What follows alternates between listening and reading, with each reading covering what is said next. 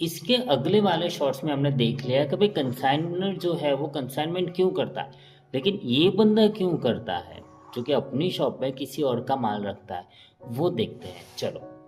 तो देखो कंसाइनी है ना, वो इसलिए रखता है क्योंकि देखो वो उस एरिया में खुद बहुत टाइम से बिजनेस कर रहा होता है, तो उसके पास खुद की एक अलग से ब्रांड है, ब्रांड वैल्यू है, ठीक है। उसके पास सारा इंफ्रास्ट्रक्चर है जो कि हमने बात करी थी कि भाई उसके पास शॉप है, उसके बाद टेबल चेयर होगा, पानी के पीने के ग्लास से लेकर सारी चीज़ें जो मटेरियल इंफ्रास्ट्रक्चर चाहिए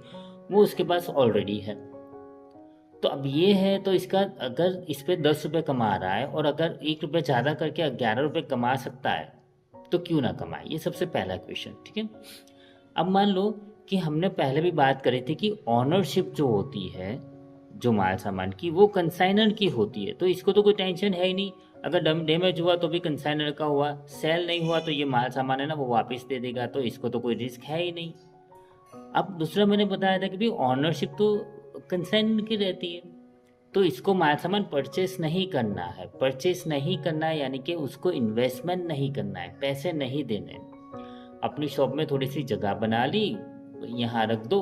सेल हुआ तो कमीशन लेके वापस पैसे दे देगा, नहीं हुआ तो माल सामान दे देगा, उसको कोई इन्वेस्टमेंट नहीं करना है। अब ऑप्शन एक कि कस्टमर को, अब ऑप्शन हो गया, मानो उसके शॉप में कस्टमर को ABCD मिल रहा है, अब दूसरे एक दो ऑप्शन कस्टमर के लिए खुल गए, मानो इनमें से कस्टमर को कोई पसंद नहीं आया और इसमें से आ जाए,